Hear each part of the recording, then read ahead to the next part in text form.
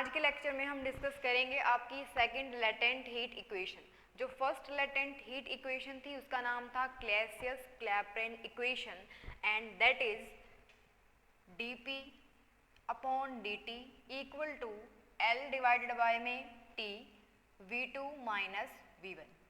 In this equation delta P divided by delta T represents the change in pressure with respect to T, and L represent the latent heat, T represent temperature, and V2 minus V1, that is V2 means final volume and V1 means initial volume. Okay. ये शिक्षा ही जीवन का आधार मित्रों, शिक्षा से तुम कर लो सारे प्यार मित्रों। अनपढ़ता का दुख से भारा, शिक्षा ले रही गेल गुजारा। शिक्षित कर लो गुण सारा, मन में लो इबदार मित्रों। ये शिक्षा ही जीवन का आधार मित्रों। Now we move further on the second latent heat equation. अब हमें क्या करना है, सेकेंड हीट इक्वेशन को जनरेट करने के लिए फर्स्ट इक्वेशन का यूज़ करना है। और यहाँ पर आप लिखेंगे कि ये जो है वो क्लैसियस-क्लैपेरन Cl, इन शॉर्ट अगर हम बोलें तो दो साइंटिस्ट ने मिलके बनाई थी फर्स्ट इक्वेशन को। अब सेकंड के लिए आपको क्या करना है, ये ऑलरेडी हो चुकी है फर्स्ट, सेकंड के लिए जस्ट इसमें मॉडिफिकेशन कर रही हैं, दैट्स इट। जो भी फर्स्ट इक्वेशन है उसको यूज़ करना है और जो कार्नोट साइकिल आप पढ़ चुके हो उसको यूज़ करना है। तो देखते हैं, अब जब भी आप ग्राफ को देख रहे हैं तो ग्राफ के अंदर आपको क्या दिख रहा है, ग्राफ है आपका वॉल्यूम के बीच में और प्रेशर के बीच में। यहाँ पर टेम्परेचर T1 लिखा हुआ है, यहाँ पर T माइनस dt लिखा हुआ है। एक्चुअल में क्या है, ये जो फर्स्ट लाइन आपको दिख रही है, ये वाली फर्स्ट लाइन, ये क्या रिप्रेजेंट कर रही थी कि जो वेपर है, वेपर कैसे लिक्विड में चेंज हो रहे हैं। यहाँ पर ये टेम्परेचर T1 के ऊपर था। सेकेंड लाइन भी यही चीज़ को रिप्रेजेंट कर रही है कि यहाँ पर अगर वेपर हैं लिक्विड में अगर चेंज कर रहे हो आप तो वो थोड़े दूसरे टेम्परेचर पे है। मतलब ये अगर T टेम्परेचर पे है तो सेकंड लाइन हमने कैसे बना रखी है, उससे लोअर टेम्परेचर पे बना रखी है। जो सेम ग्राफ है, same procedure and same equation आती है आपकी जब भी आप लिक्विड से सॉलिड में जाएंगे। ये ग्राफ किसके बारे में है, वेपर से लिक्विड के लिए है, तो इक्वेशन दोनों की सेम आती है। तो हम एक ही फैक्टर को लेकर चलते हैं कि वेपर से लिक्विड में कैसे अप्रोच किया है हमने लेटेंट इक्वेशन के अंदर, ठीक है। तो जो भी आपकी इक्वेशन है लेटेंट हीट इक्वेशन, ये आपकी किसने दी थी, ये आपकी दी थी क्लैसियस ने दी थी, ठीक है। और क्या बताती है ये हमें, जिस तरीके से फर्स्ट इक्वेशन आपको क्या बता रही थी कि प्रेशर का क्या चेंज है, किसके साथ, वॉल्यूम इन द सेंस कि मेल्टिंग एंड बॉइलिंग पॉइंट के साथ, ऑलरेडी हो चुका है। अब ये इक्वेशन आपको क्या बताएगी, गिव्स द इंफॉर्मेशन, या फिर इसको लिखेंगे स्टार्टिंग में इस तरीके से कि second latent heat equation is given by Clausius and it describe how the specific heat change with temperature and also gives the variation of C1 and C2। यहाँ पर C1 और C2 से हम अभी देखेंगे क्या है इसका मतलब। टोटल मिलाकर अगर हम बात करें इन शॉर्ट तो ये आपको टेम्परेचर का वेरिएशन बताएगी कि जो स्पेसिफिक हीट है, स्पेसिफिक हीट कैसे वेरी करती है टेम्परेचर के साथ। तो डिराइव करते हैं रिलेशन, स्टार्टिंग में आपको इतना ही लिखना है। तो सबसे पहले हम क्या कंसीडर करके चलेंगे, सबसे पहले तो हम एक बार है ना स्पेसिफिक हीट को देख लेते हैं होता क्या है। स्पेसिफिक हीट जो है इन एक्चुअल अगर हम बात करें तो कौन सी हीट होती है, it is a heat, it is defined या फिर it is defined as the heat required to raise the temperature of unit mass through 1 degree Celsius temperature. जब भी आप यूनिट मास को टेम्परेचर 1 डिग्री चेंज करते हैं, जब यूनिट मास ले रहे हैं और उसका टेम्परेचर 1 डिग्री रेज करते हैं, तो जो भी हीट की रिक्वायरमेंट होती है चेंज करने के लिए, उसको हम क्या बोलते हैं? स्पेसिफिक हीट बोलते हैं। अब हमें क्या करना है, जो भी आपको ग्राफ गिवन है इसमें आपको यही निकालना है कि जब भी आप पॉइंट जी पे हो या फिर सी पे पहुंचते हो, सी से बी पे पहुंच रहे हो, बी से एम पे पहुंच रहे हो, तो कितनी अमाउंट ऑफ हीट की रिक्वायरमेंट है आपको। इन शॉर्ट आपको एक ही चीज़ निकालनी है कंप्लीट प्रोसेस के अंदर। तो एक बार निकाल लें। स्पेसिफिक हीट लिखने की रिक्वायरमेंट नहीं है, आप सिर्फ यहीं तक लिखेंगे। तो स्टार्टिंग में लिखेंगे हम। अब आपको ध्यान से देखो, साइकिल दिख रही होगी इसके अंदर। साइकिल कौन सी? जैसे कि मैं अगर जी पॉइंट से शुरू करूं तो जी सी बी एफ जी दिख रहा है। कौन सा पॉइंट है? C B F G point दिख गया। जब भी आप सी पॉइंट के ऊपर हो, सी पॉइंट से जब जी पॉइंट से सी पॉइंट पे जाते हो, तो यहाँ पर कितना टेम्परेचर है? T माइनस में dt। यहाँ पर कितना टेम्परेचर है? T टेम्परेचर है। तो स्टार्टिंग में आप क्या लिखेंगे? From point G to C the amount of heat required to change the phase. यहाँ पर सपोज कि वेपर फेज है तो वहाँ पर लिक्विड सपोज कर लेंगे, तो कितनी अमाउंट ऑफ हीट रिक्वायरमेंट होगी। और जब भी हमने अभी फॉर्मूला लिखा था, फॉर्मूला क्या होता है स्पेसिफिक हीट का? इन एक्चुअल क्या है, जो भी आपकी क्यू होती है, क्यू मतलब हीट से आपको की सिस्टम को आप कितनी हीट प्रोवाइड कर रहे हैं, वो आपकी किसके बराबर होती है? वैसे तो यहाँ पर लिखते हो एम सी और डेल्टा टी। नॉर्मली तो ये होता है। यहाँ पर m का मतलब क्या है? जो भी आपने सब्सटेंस लिया है, लिक्विड, सॉलिड, वेपर, जो भी आपने लिया है, m का मतलब उसके मास से है। लेकिन हम यहाँ पर मास को तो क्या लेके चले हैं? यूनिट मास लेके चले हैं। तो मास तो हमारा जो भी हीट का फॉर्मूला लिखेंगे उसमें इंक्लूड होगा नहीं। अब यहाँ से इस पॉइंट से इस पॉइंट में जाने में जरूरी थोड़ी है कि जितनी हीट यहाँ रिक्वायरमेंट थी उतनी ही हीट की रिक्वायरमेंट इस पॉइंट पे भी पड़ेगी, नहीं है। तो यहाँ पर हम डिफरेंट कंसीडर करेंगे। तो यहाँ पर मैंने मान लिया कि C1 है। अब टेम्परेचर के अंदर कितना चेंज होगा? T माइनस डेल्टा T है। कितना हो गया टेम्परेचर T? तो जो नॉर्मली चेंज है टेम्परेचर के अंदर वो कितना आया? स्मॉल d का आया। मतलब यहाँ पर जो डेल्टा है, वैसे नॉर्मल फॉर्मूला होता है ये डेल्टा का जब भी हम स्पेसिफिक हीट की इक्वेशन को या फॉर्मूले को स्टडी करते हैं। बट यहाँ पर जो है हम क्या लिखेंगे? नॉर्मल C1 और dt लिखेंगे, बिकॉज जो भी हम स्टार्टिंग से लेते आ रहे हैं डी में ही लिया है। वैसे नॉर्मल थोड़ा सा फर्क होता है डी के अंदर, डेल्टा के अंदर, स्लाइटली चेंज के अंदर, बट रिप्रेजेंट क्या करते हैं? तीनों के तीनों चीज़ें चेंज को रिप्रेजेंट करती हैं, ठीक है। तो amount of heat required from G point two C point, कितनी अमाउंट ऑफ हीट की रिक्वायरमेंट है यहाँ पर? देखो हीट के फॉर्मूले को देखते जाएंगे भाई। क्यों लिखा हुआ है? m हमने लेना नहीं है, C की जगह पे C1 लिख दिया मैंने। और टेम्परेचर के अंदर कितना चेंज है? डेल्टा T का चेंज, सही है। नेक्स्ट में क्या करना है आपको?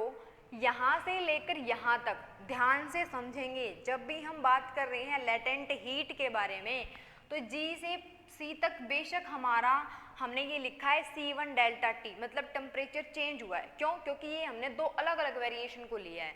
लेकिन जैसे ही C पॉइंट से B पॉइंट की बात करते हैं, तो यहाँ पर क्या होता है? ये एक ऐसी स्टेट होती है जहाँ पर लिक्विड भी और वेपर भी दोनों मिक्स्ड स्टेट में होते हैं, और मिक्स्ड स्टेट में ही रहेंगे जब तक, या मतलब जब वो मिक्स्ड स्टेट के अंदर है तो टेम्परेचर आपका T ही रहेगा। ऐसा नहीं है कि T से कुछ कम हो गया या कुछ ज़्यादा हो गया, ऐसा नहीं हो सकता। लेकिन ये हो सकता है कि जब वो कंप्लीट चेंज नहीं हो जाता ना, जब तक, यानी कि वेपर है, वेपर से जब तक लिक्विड में चेंज नहीं हो जाता, या फिर वेपर या लिक्विड से वेपर में चेंज नहीं हो जाता, temperature through out the process क्या रहता है? सेम रहता है। तो उसको हम क्या कहते हैं? टेम्परेचर सेम रहता है, उसको बोलते हैं लेटेंट हीट। ये इक्वेशन थी हमारी, मतलब लेटेंट हीट की डेफिनेशन थी। तो जब भी बात करेंगे C पॉइंट से B पॉइंट पर, यहाँ पर दोनों स्टेट एग्जिस्ट करती हैं, वेपर भी और प्लस में आपका लिक्विड भी। लेकिन अगर आप सॉलिड और लिक्विड ले रहे हैं तो वो भी लिख सकते हैं। तो amount of heat required in from point C point to B point, तो कितनी हीट की रिक्वायरमेंट पड़ेगी, टोटल लेके चलेंगे L। ठीक है, ये पजल नहीं होना है हमें कि यहाँ पर तो आपने हीट का फॉर्मूला लिखा है C1 dt, लेकिन यहाँ पर आपने लिख दिया L। क्यों लिखा, क्योंकि यहाँ पर इस प्रोसेस में आपकी जो हीट है वो आपकी सेम ही रहेगी, L ही रखनी है आपको, दैट्स वाई यहाँ पर L है। L का मतलब भी हीट है, बट ये लेटेंट हीट है, ये क्या है, आपकी स्पेसिफिक हीट थी। ठीक है, अब जब भी बात करते हैं B पॉइंट से F पॉइंट पे जब भी आएंगे तो यहाँ पर आपको कौन सी हीट लेनी है, यहाँ पर C1 कंसीडर की थी तो यहाँ पर C2 कंसीडर कर लेंगे। तो नेक्स्ट जब भी लेनी है तो उसको क्या लेंगे हम, कहाँ गई, B पॉइंट से F पॉइंट से, कहाँ से, B से F पे जब भी आते हैं तो उसके लिए कौन सी हीट की रिक्वायरमेंट है, C2 डेल्टा T। ठीक है, वही है, चेंज तो उतना ही है, T से कौन से टेम्परेचर पे आए हो, T माइनस dt। अब दोबारा से जब F पॉइंट पे आ जाते हो तो F से लेकर G तक कंप्लीट मिक्स्ड स्टेट है, यहाँ पर लेटेंट हीट क्या रहने वाली है, सेम रहने वाली है। बट यहाँ पर अगर L लेटेंट हीट लेके चले थे तो यहाँ पर जब हमने स्टडी किया था तो वो लेटेंट हीट कितनी थी, L माइनस DL थी। तो यहाँ पर लिखेंगे जब भी हम, तो यहाँ पर लिखेंगे L माइनस DL। ओके, तो जब भी बात करी हमने G से लेकर M प्रोसेस में तो वहाँ पर कितनी हीट की रिक्वायरमेंट है, L माइनस के DL। समझ में आ रहा है। अब हम क्या करेंगे, कंप्लीट साइकिल के अंदर net amount of heat required निकाल लें।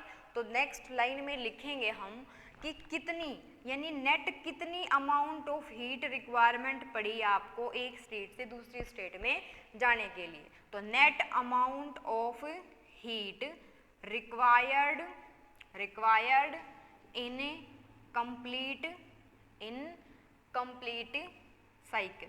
ठीक है, तो क्या है, सारी इक्वेशंस को उठा के ऐड कर देंगे तो आंसर कितना आएगा हमारा, C1 D प्लस, यहाँ पर नेट अमाउंट ऑफ बात कर रहे हैं तो C2 dt minus L DL। सही है इतना, और यहाँ पर ये आएगा नेट अमाउंट ऑफ, नेट से आई थिंक आप समझते हो कि टोटल कितनी है वो, चाहे वो प्लस होके आई है चाहे वो माइनस होके आई है, टोटल साइकिल के अंदर देखना है आपको। अब ध्यान से देखो, ये पॉइंट और ये, यानी कि जो C1 C2 है इसको मैं कंबाइन कर सकती हूँ, तो कंबाइन करेंगे तो क्या आएगा, C1 माइनस के C2, बाहर क्या लिख दूँ, dt।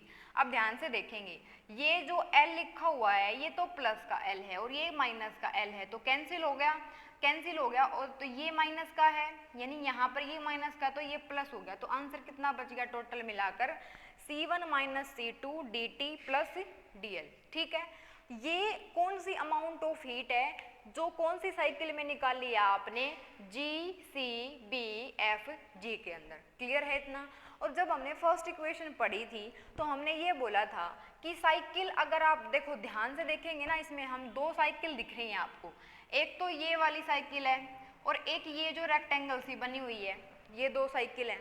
तो दोनों जो है ना वो सिमिलर हैं, अप्रॉक्सीमेट सिमिलर हैं। तो हम क्या कंसीडर करके चलेंगे कि जितनी अमाउंट ऑफ हीट इस साइकिल में जो हमने यहाँ पर लिखी है, इसमें जितनी रिक्वायरमेंट है उतनी ही किस में पड़ेगी, CBLMC में पड़ेगी।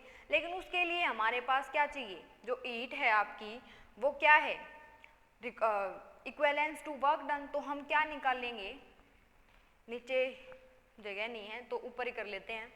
ऊपर जब लिखेंगे इसको, या फिर एक काम करते हैं, यहाँ से हम फर्स्ट इक्वेशन से वैल्यू निकाल सकते हैं, बट एक बार लिखेंगे इक्वेशन C B M और L।